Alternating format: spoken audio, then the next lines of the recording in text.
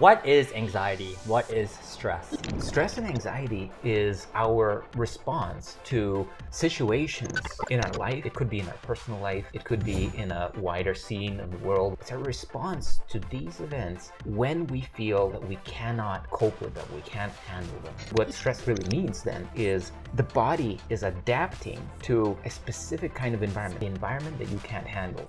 Right. So let's assume somebody has already entered the state. They notice that their heart rate's going fast. What are some reframing techniques that they can use to come out of that state? The core one, the one to remember, is this difference between I can handle this and I can't handle this. It's Einstein's quote, which is he's saying you got to decide. This is either a friendly universe or this is a dangerous, unfriendly universe. And based on your decision, you will either live a life of anxiety and fear and stress, or a life of cooperation, synergy, co-creation. All of this kind of sense of belonging and creativity is available. Here, only survival is available. Hi, welcome to the Conscious Health Podcast. On today's show, we'll be talking about how to find calm amidst the storm. And my name is Michael Yap, and we have Boris Kirchner with us today. Nice to meet you again, Boris. Thank you, brother. Thank you for coming back. So let's start today with the question of how or what is anxiety? What is stress? Yeah, great. What is the storm? Probably a very important question for today. Yeah, because it seems like there is a storm going on. So stress and anxiety is our response to situations in our life. It could be in our personal life. It could be in a wider scene of the world, what we're seeing in the news, what we're hearing around us. It's a response to these events when we feel that we cannot cope with them, we can't handle them. To some degree, it seems overwhelming to us. And the physiological response that starts to happen in our brain and our central nervous system is the response that we call stress. So what stress really means then is it's the body is adapting to a specific kind of environment. What kind of environment? The environment that you can't handle. So in my normal space, it's like, oh my God, there's a saber-toothed tiger over there. I know I can't handle. What's happening to the body? It's preparing me to do one of three things: fight, run away, or hide, because I cannot handle it, right? So yeah, maybe in the fight, I might be able to fight it off or not. But so whenever we are activated in the stress response by something that we see, something that we hear, some news we read, or an argument with a partner, at that point, our body reacts as if our life were physically threatened. Okay, this is an adaptive mechanism from our evolutionary path. But at this point, what it does physiologically is stress. The moment you start to feel it, it redirects the blood flow, number one. So it takes the blood flow away from this viscera, from our core, which is all of our organs of detoxification, digestion, all of the life-affirming, let's say, organs and activities are happening. And instead, blood is siphoned to our extremities, to our legs, to our arms, and also a shift happens in the brain. Blood flow goes away from our prefrontal cortex, which is our area of really executive decision-making, high reasoning, our ability to understand context, to understand what's happening. So instead, it gets re-channeled back to our hindbrain. And this is the space of instinct. What can I do? What is the short-term thing for survival?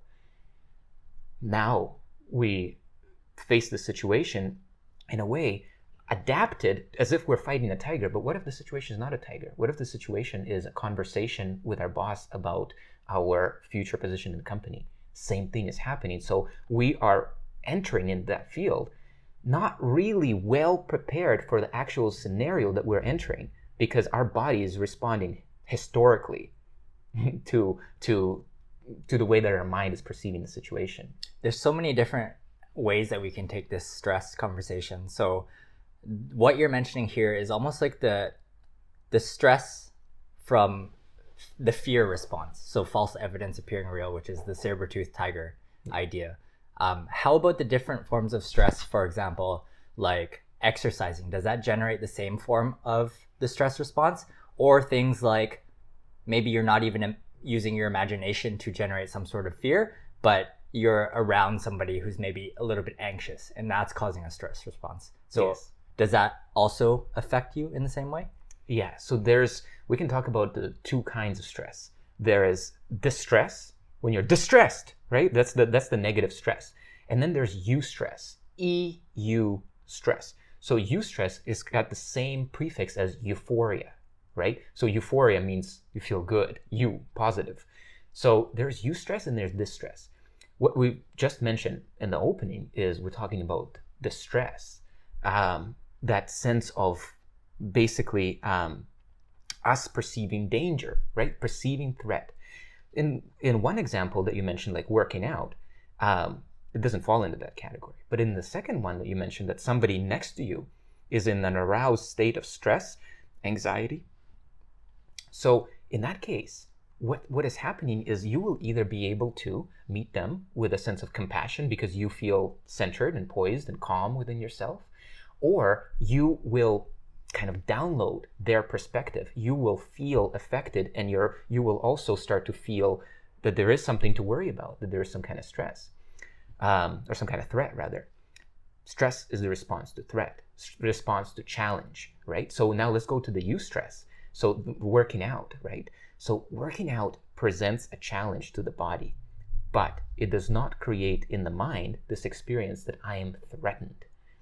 So when you work out, stress hormones are released. So things like cortisol, it gets released after a strenuous workout.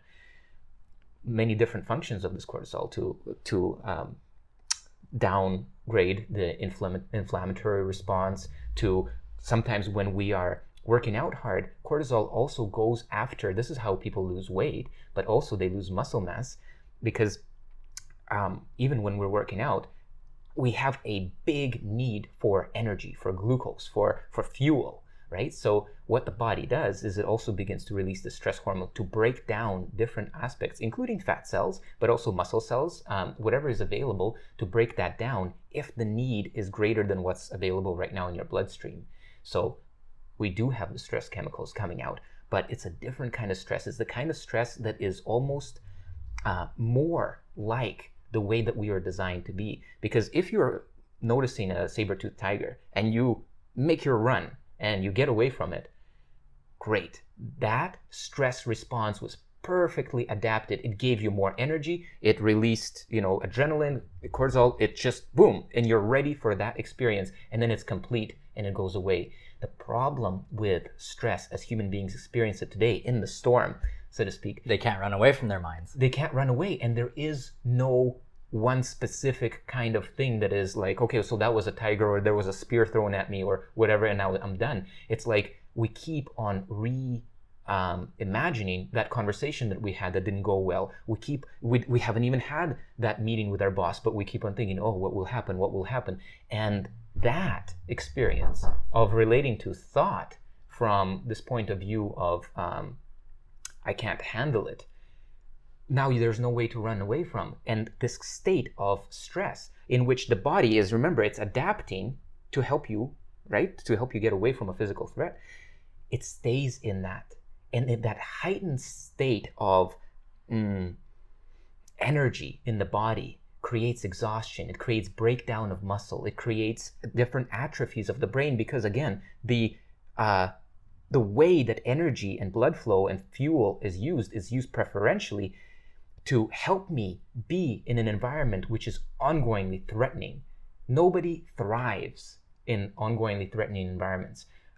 We are at best, we're surviving. And that's what the body gets prepared to do. So people can put on weight when they're stressed. Some people, just have very trouble thinking their way about how to move through situations. All of these are repercussions of being in chronic state of stress. So further to that point, if somebody is unconscious about going into a state of stress, what are some key indicators that they can either start to notice or begin to be aware of, so that maybe they can prevent it before actually going into a state where they realize that, hey, I'm stressed? Because I think if you ask 99% of the population, a high percentage of them will say that they have stress in their life. and it's probably with the connotation that it's not beneficial for their life. So Right. how do we catch it early on? Are there certain indicators in the body or in the mind that you can start to notice? So all of the body-based indicators are helpful, but what they mean is that you have already entered into that state. So, and we can do remedy at that point. So it is important because when you are in this modified state, because we have to understand that this is a modified state of consciousness. You are not really yourself, if we can put it this way. Yourself would make different decisions. It would consider different aspects of the situation. But when you are under stress, your viewpoint is narrowed and your ability to think is dulled. And so you're really acting as if you perhaps were drunk, as an example. Not necessarily that the states are equal. They're equal in the sense that they are different than your normal state of consciousness. So the body-based indicators, one of the most important ones is how fast are you breathing? So this is actually a big conversation about health overall, because typically these days people are breathing, it's called over-breathing, and maybe we'll touch on that in a second here, but typically people are breathing quite fast anyway, and that quite fast form of breathing actually makes you prone to anxiety, because if you, and even so invisibly with your nose, you're like, some people are breathing very fast. And so if you pay attention to how fast you're breathing and you notice that your breath is going rapidly, you could say, okay, wait a second, something's going on. Something is a little bit off. Second aspects, of course, are our heart. Our heart begins to race, begins to beat faster, okay? And if we're getting into states of real heightened anxiety, even anxiety attacks, then of course heart palpitations, there's dry mouth happening, there's so the central nervous system also creates sweat as a stress response. So sweaty palms, just sweat going through the body. So these are the indicators. But what this means is that stress is already out of the bag. It's like you are now in this modified state. Now, what are we going to do to help to make the best of the situation? How do we move in that direction that we mitigate the downside of stress?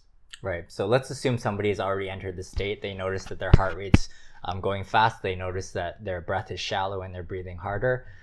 What are some maybe reframing techniques that they can use to come out of that state?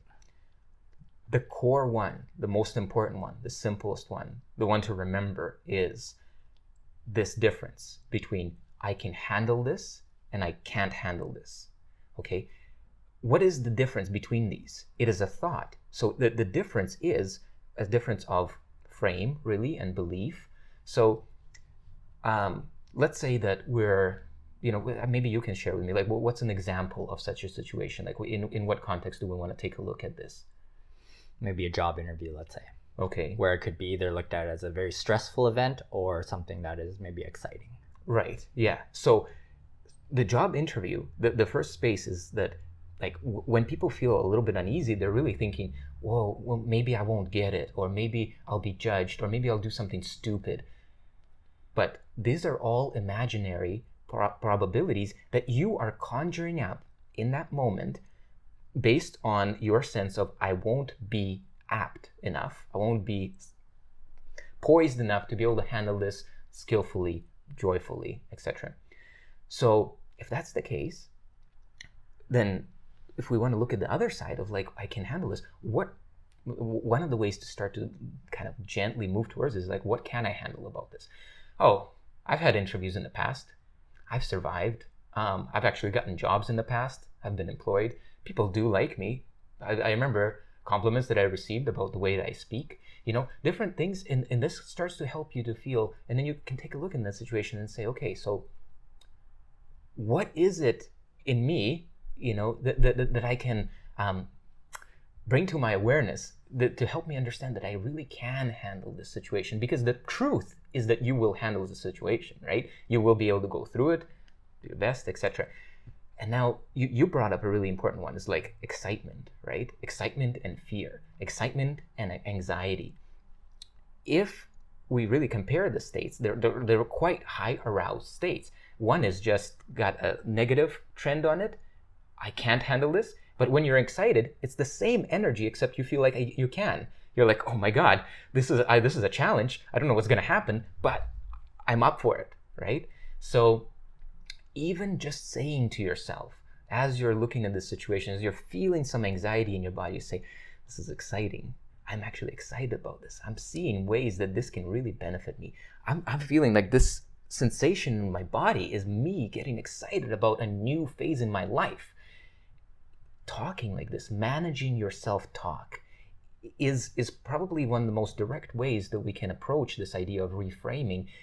Really, again, basic, we're going from I can't handle this as a thought, as an idea, as a belief, as a prediction, a negative prediction, negative fortune telling, to I can handle this.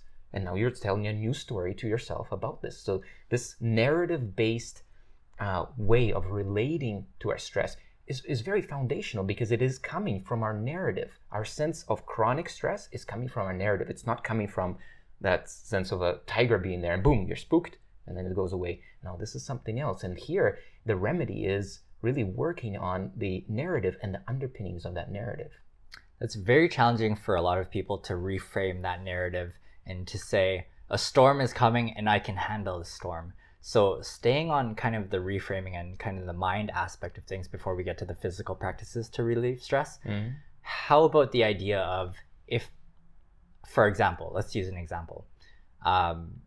When I used to teach yoga classes early on, I used to get a little bit anxious before class because it was my first time teaching an entire class. And so my teacher would say, go in your car before the class, close your eyes, and take a couple breaths, which we can get to later. Yes. But just realize that in the moment, and I know you talk about this too, in the moment, you are safe. Yes. So can you maybe touch on that flip from I am in danger to I am safe, as opposed to I can handle this, where most people, obviously, they have a narrative going that they can't handle it. But it's easier, in my opinion, to look around and just notice that in this moment, I am safe. Yeah, I 100%. So what you're talking about is a form of anxiety that's really based on something is not quite right here in this moment, in which point you can look around, and do this in a second, and see that it's actually okay.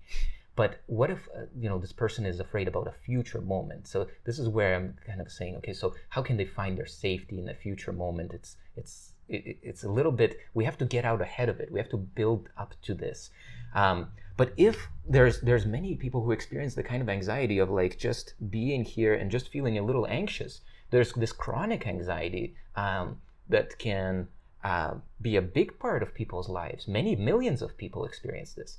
So what that is it's still got to do with the way that we're perceiving this moment, right?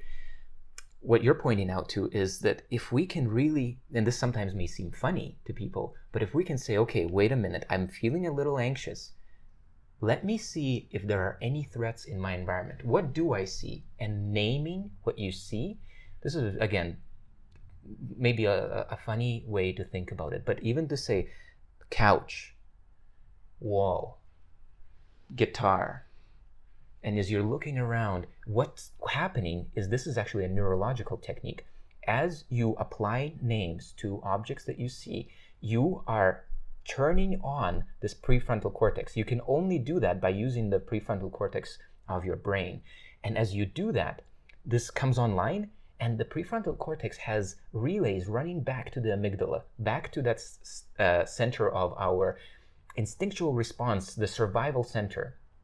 And these relays are down-regulating relays. So when our prefrontal cortex comes online, it down-regulates other parts of the brain. It's almost as if we could say that the leader has come in, or the CEO of the brain has come in, and there he is, and everybody else is like, oh, okay, so he's handling it now. And so that's how the brain can operate. And also in concert with that, you're looking around and seeing, is there anything dangerous in my environment? And when you can confirm to yourself, if you can confirm to yourself over and over again, in some time, you can sit here in this place where you were feeling anxious, and you will no longer feel anxious, because first of all, your prefrontal cortex has come online if you have done this, especially if not just thought this, but actually spoke those things out. And secondly, you have assured yourself many times over, even look under your bed or whatever it is and say, look, is there nothing there? Nothing there.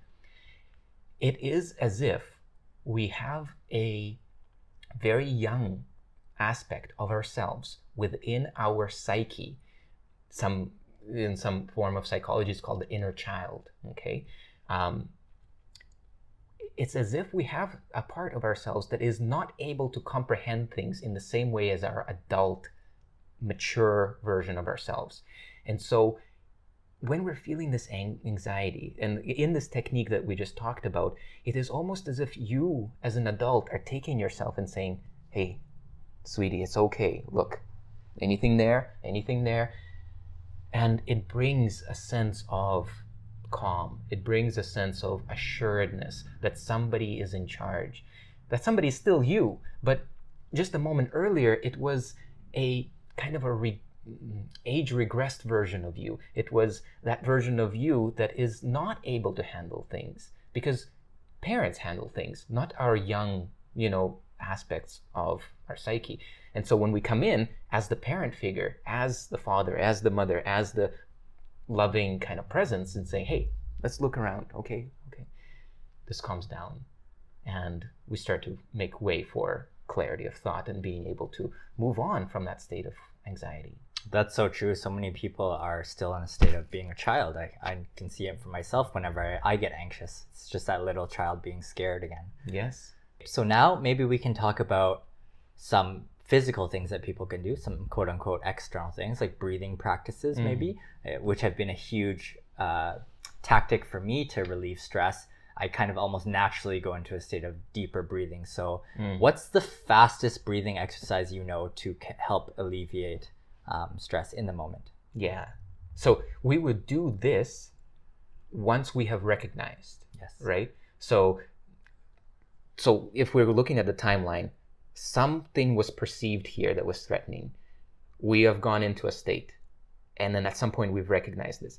And now, and this is a big jump for most people still, because now you've recognized that something is there. To do something proactive, resourceful about that stress is a big leap. Is a big leap for most people, because what we would love to do is act it out, yell, do whatever. If it's in an argument, you're in an argument, or to just fret and worry, walk around. It's because we are in a way lobotomized. It's because we don't have this decision-making capacity. Nonetheless, it is possible. It's almost like you're trying to run from the saber-toothed tiger, but you don't know how to use that energy, so you just use it either verbally or just keep on reiterating those thoughts to burn more calories. Yeah. It goes into our mind, like that sense of fear, as if like our life is threatened. It goes into our mind, and there with thoughts and emotions we are playing, right? So, so even though we're saying that it's a big leap to make a resourceful choice in a moment of stress, it can be trained. We can actually train ourselves more and more. The more we do it, we can train ourselves to respond resourcefully, to respond consciously to our stress state, instead of having the state of stress respond through us, right? So probably the most effective and the most simple breathing exercise, the most proven one, is this deep abdominal breathing. Okay, so if somebody was saying, okay, I'm going to come back online here, I'm going to bring myself back online, here we go. So they're feeling stressed. One good thing to do is to put your hand on your belly, and then as you're taking an inhale, actually pushing the belly out, even with the musculature of our abdomen, and then on the exhale, pulling it in all the way, as close as you can towards your spine. And this movement of the belly coming out in a deep inhale and coming in is something that basically tells your body that you are in a state of in a state where you can breathe slow and easy, right? It's almost a reversal. It's like, instead of saying, okay, I'm going to figure out a new way to think about everything while you're in your stressful state, very hard, right? But if you can say, okay, I know that ultimately I'm not actually threatened, so I'm going to interrupt this stress response. I'm going to intervene with this thing that's happening in my body and mind, and I know how to do this. I'm going to show the body that it is safe by breathing the body in a way that it would if it was just deeply relaxed without a care in the world. But there's also a very strong neurological basis for this, because we have what is called, there's a plexus, a solar plexus, and it's been called our gut brain. So we actually activate it by pushing our belly out, and by pulling it in, we activate that plexus, and it sends signals back up to the brain, which are about calming the brain. They are the down-regulating relays. Yeah, so we would love everybody to give that a try. I just tried it.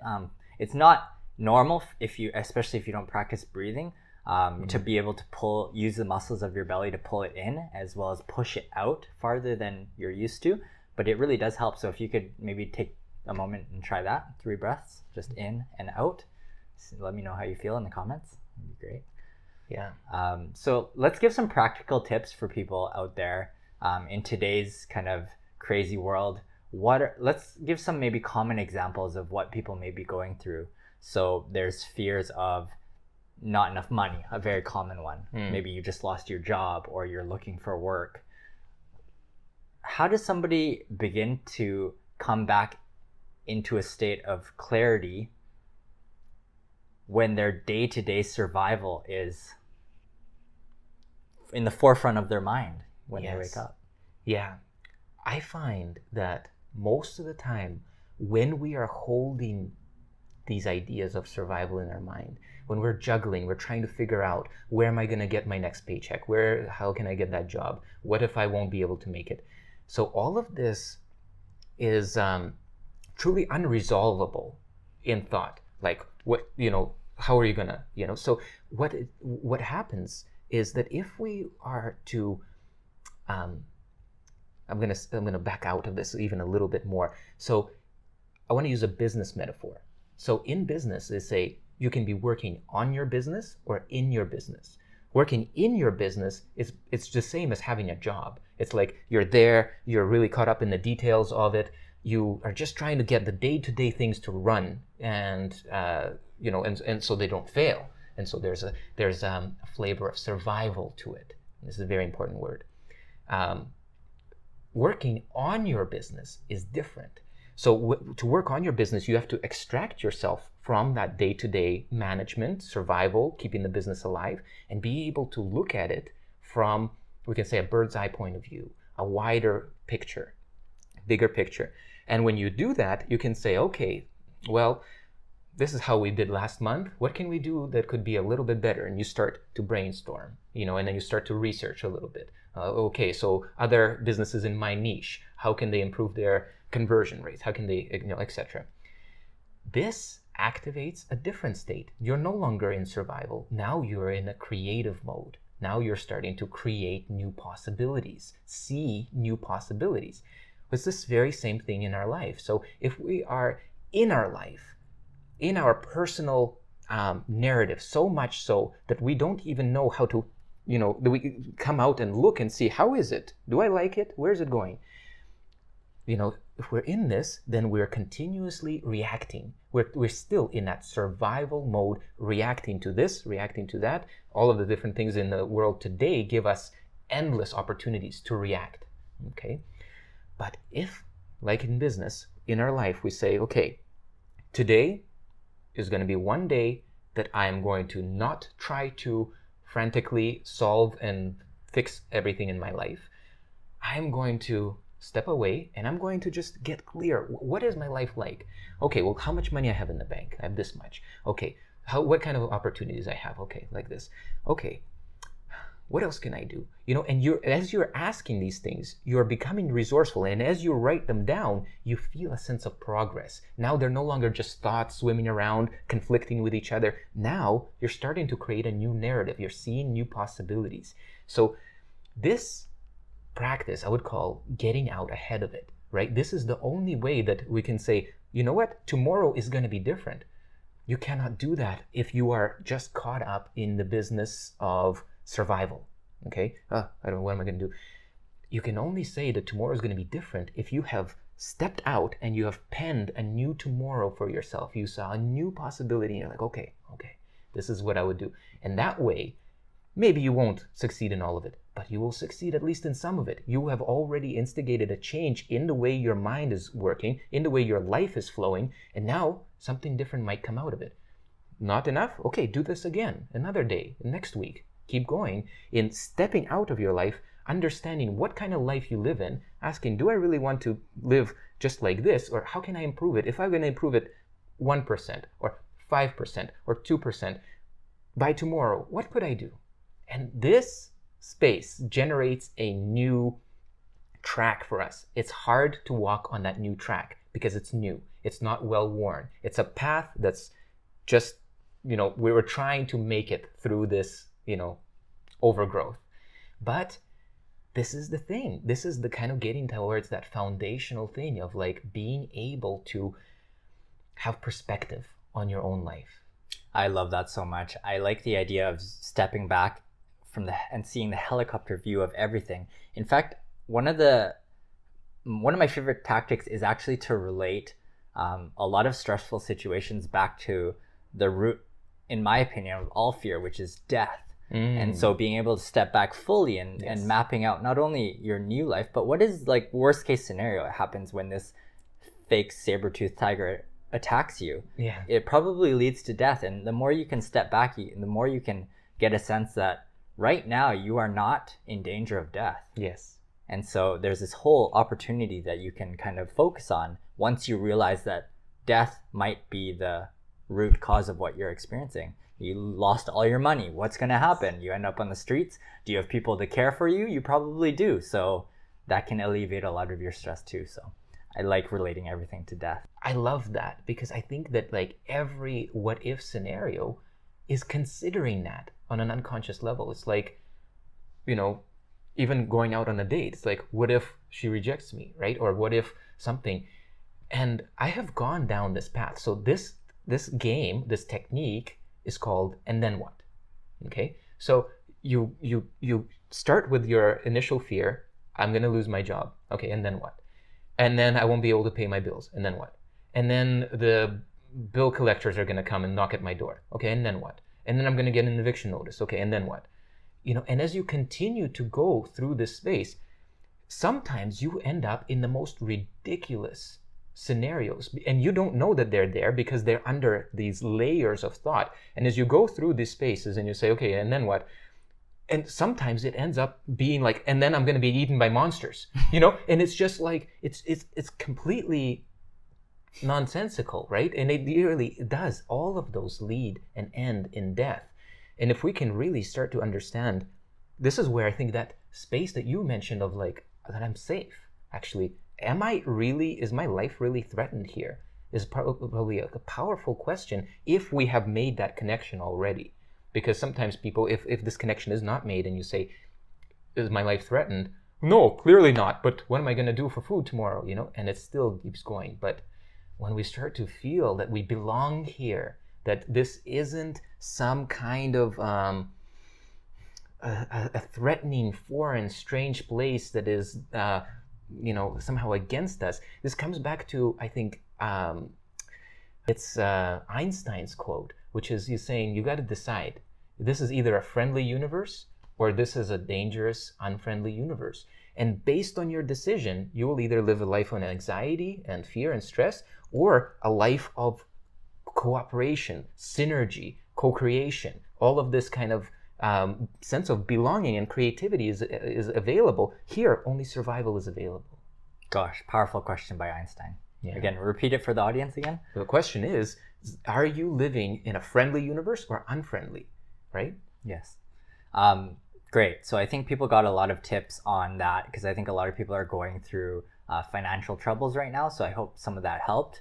Let's maybe touch in on probably, if not just as storm inducing as financial issues, relationship issues. So people are starting to spend a lot more time at home now during this whole episode.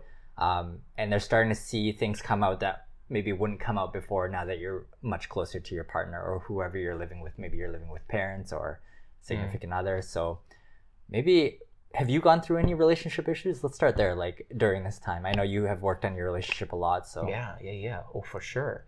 For myself personally, we really used this time quite differently. Like right from the outset, we said, okay, this is going to be a constructive time where we're going to work on the projects that we have been putting off. We're going to do creative work, but certainly still, of course, like that sense of how do we relate to each other in a new environment where we have to be at home, more and more than we're ever used to.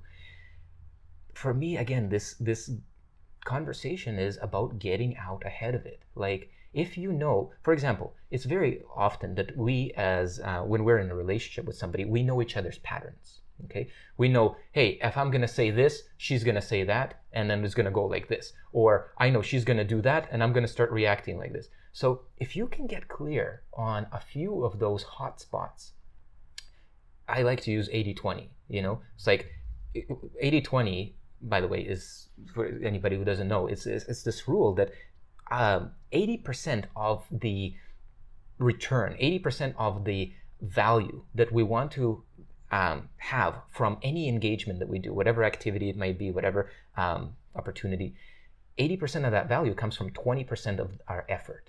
Okay, so if we say, okay, so what 20% of our relationship dynamic creates 80% of our stress, 80% of the anxiety, 80% of disconnect.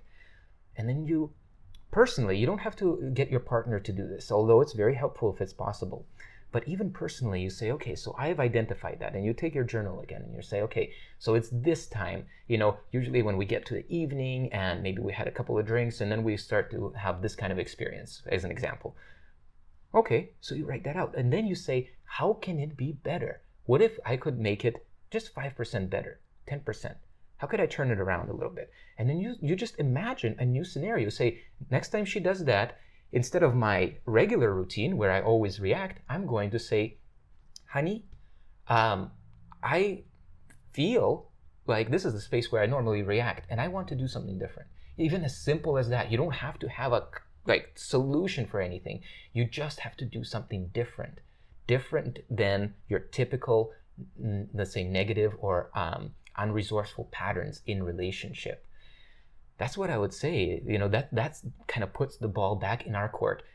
We will always be met with things that are challenging in life, but it's like, if we're not ready for it, we may be okay or we may not be, but we will increase our chances of being not only okay, but actually thriving, actually getting good results from that situation, upgrading our experience if we say, how will it be next time? Let me think it through, and then let me write it out, right? To really anchor it. There's some very similar concepts. It's all about perspective and taking that time for yourself to step back, whether it's 15 minutes of your day, which we can all spend time to really improve our life just by 15 minutes sitting in front of a piece of paper and a pen and just using some of these tips that Boris is sharing, I think would make a big impact. So let's move now to nutrients and maybe food, or we can talk about coffee and how all of this stuff relates, stuff you intake, and maybe we can talk about the supplements too. Yeah, excellent. So in this context, we are still applying the same idea of getting out ahead of it. It's like, how do we now set up the congruent conditions in our environment, in our life overall, to support a resourceful state, a calm state, a state of poise, a state of emotional regulation, emotional intelligence? How do we be the best version of ourselves is the question, right? And again, the idea is like, okay, so we get out ahead of it. We know that the food, substances, anything that we put into our body affects not only physiologically that we might gain weight or not, but it affects the way that we function. So many things. So if we back up and say, okay, what is stress actually doing to our body? Apart from these, we say, okay, heart palpitations, this. Yeah, these are the in the moment symptoms, reactions of it. But stress in our body is changing the very way that our food is digested. Because again, this is why so much, if you eat and then you go through a very stressful scenario, very often you get indigestion. This is probably a common experience for many people. But not only that, it changes the way that we bring oxygen to our body. We talked about the shallow breathing, but what does that do in terms of oxygenation and actually being able to support our brain function and everything? So we have to understand that when we go into a state of stress, all systems of our body, the detoxification, digestion, respiration, our nervous system, everything gets affected and diminished in its ability to perform. So when we talk about nutrients, I would say that there's three good categories of nutrients. There is the vitamins, the minerals, and the adaptogens. Three categories that I would relate to this specific topic of stress, anxiety, how do we mitigate it. The first two, the vitamins and the minerals, they are essential because when we're in a state of stress, we hyper use our resources in our body. Things like B vitamins get flushed out when we're stressed. Things like magnesium gets flushed out when we're stressed. Could this be why people start to eat more when they're stressed too? They're lacking maybe the nutrients? They're lacking nutrients, but unfortunately, most of the time when we're wanting to eat, when we're stressed, there's a bigger priority for people, or even for our body actually. The priority is, if we get sugar into our body, the stress response will be mitigated. Mm-hmm. So sugar could mean like candy, right? Could mean ice cream. That's why we're so familiar with the space of comfort food, right? Eating for emotional regulation. It can be done smartly as well, knowing that glucose can help to lower your stress response. You can indeed, if in a conscious space and you're stressed and you say, okay, I'm going to eat a chocolate. And you experience that and you will see things are changing. Because we cannot actually, this even idea of chewing, having our jaw move, if we are fighting a saber-toothed tiger, this is not happening. Mm. So this is again back to what we talked earlier about breathing, right? It's the reversal. So we are showing the body that it is actually safe by chewing things. Hey, body. As it's chewing, it knows that there's no tiger. It couldn't be eating otherwise. So, but all of this really requires this addition of consciousness. We have to do it consciously. If we do it reactionary, we'll just stuff ourselves and then we'll feel even worse, right? So both sugar and of course the depletion of vitamins and minerals can cause us to want to eat more. But specifically, when we're talking about stress, in the realm of vitamins, what's really important is the B vitamin complex. There's like 9 different B vitamins. B vitamins are primarily, or not primarily, they have function all over our body, but they are very essential for many of the functions of our brain, cognitive functions, etc. So very often, B vitamins are one of the most important vitamin antidote to stress. Okay, so when you're experiencing stress, or if you're going through a stressful period in your life, or you have been going through a stressful life, we have to understand, okay, let's start to build up the body's resources. So you start to put the vitamins back in there, especially the B complex. In terms of the minerals, I would focus on, we're going to make this super simple. So the mineral would be magnesium. Magnesium is the most important anti-stress mineral, is the most important mineral for there's over like 250 different enzymatic functions in our body, which are essential for our life, that all require magnesium. Magnesium literally gets flushed when we experience stress. Not only kind of this activation of our nervous system stress, but also if we eat something, we overeat, we have this kind of more chemical, let's say, toxification or chemical stress, we overate, or we ate something that's quite not so good for us.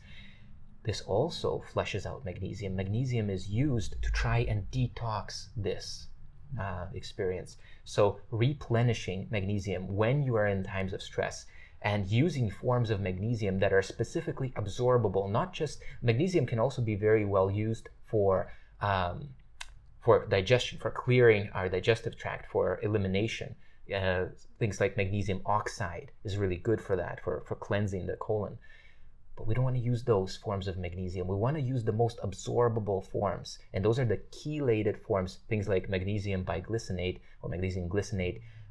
These, almost none of that goes to flush your intestinal tract, but instead it all gets absorbed into your body.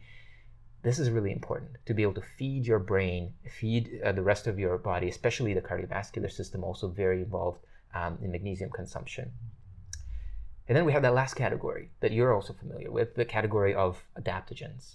So these are herbs, these are mushrooms, these are the various substances that represent, to me, in my view, the intelligence of nature.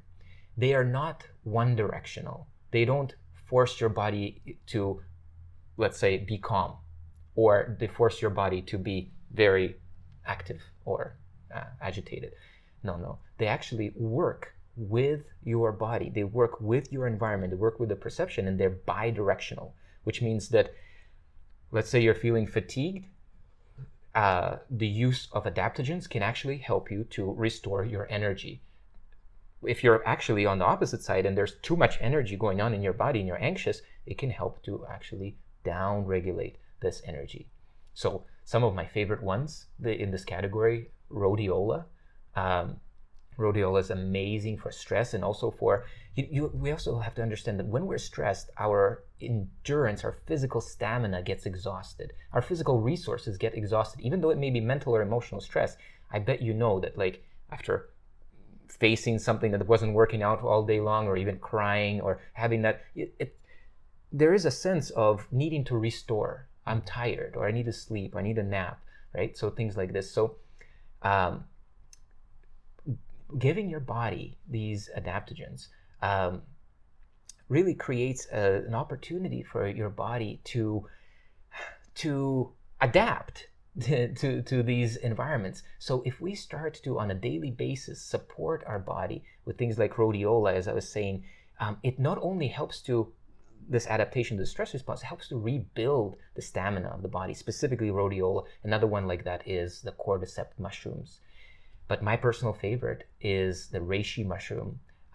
It has less to do with stamina, but actually even right now it's very important because it's very helpful in the lung area, which is where, a lot of the upper respiratory symptoms that people are experiencing today are happening. So that's its more immunological aspects. But in terms of calming us, it is called the mushroom of immortality. It's called the mushroom of enlightenment for a reason. Because it has, I want to also just reference a little bit of traditional Chinese medicine, so because it comes to us from there. And traditional Chinese medicine understands the experience of our body mind in three categories. Qi, which is our energy, our daily energy, our daily mana, we can say our daily expression, qi, stamina. And then we have jing. Jing is our deeper core energy. It's our ability to repair, to regrow parts of our body, to be able to create life, to be able to reproduce, Jing. And then there's Shen. And Shen is related to the spirit and is related to the heart.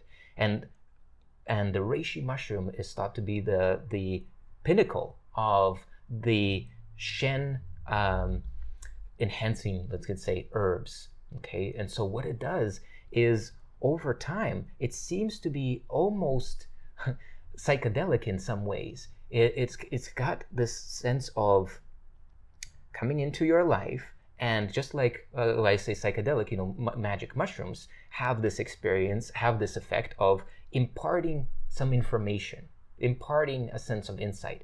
Well, actually, on a very, there's no psychoactive effects with reishi mushroom, but on a very subtle level, what I've read many people writing about their experiences with reishi, but on a very subtle level, people start to feel a change in their perception, start to feel that they're looking at life in different ways, start to get insights.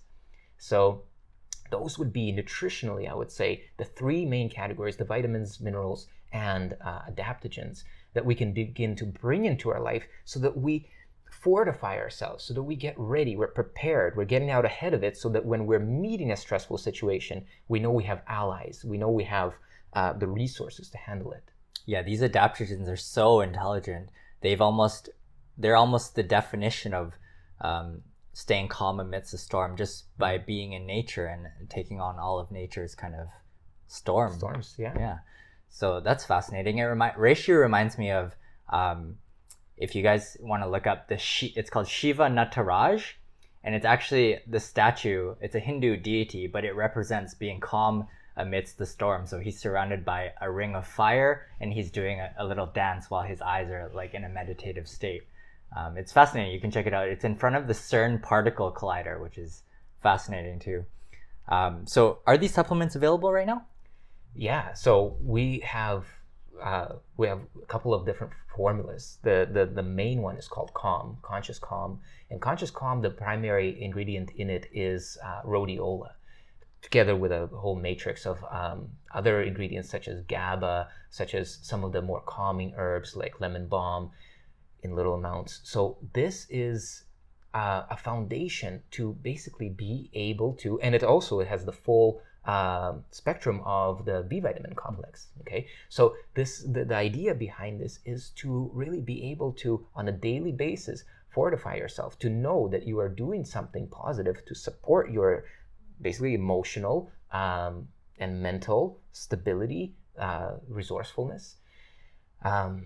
And the second one that pairs really, really well with that is the magnesium glycinate. So this is that The nighttime supplement, or? I use it both at nighttime and in the daytime. So at nighttime, it can be very helpful for falling asleep, but we have magnesium needs during the day as well. So this is a supplement that can be taken in both.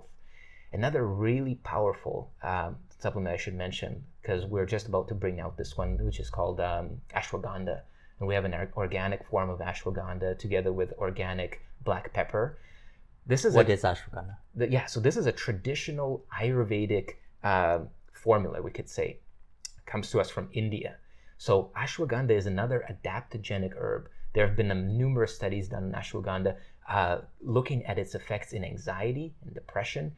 And very interestingly, this herb has actually rated higher in terms of people's subjective experience of overcoming these conditions than some of the pharmaceuticals that it was tested side by side with.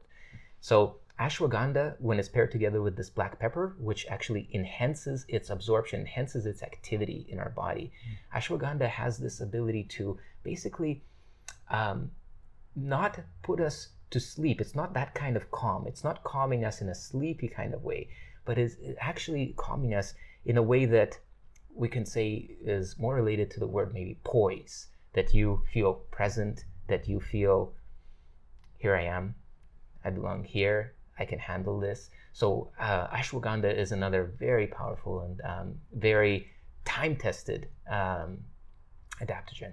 Beautiful. So we have 3 amazing supplements coming out, and hopefully you guys took a lot away from this episode.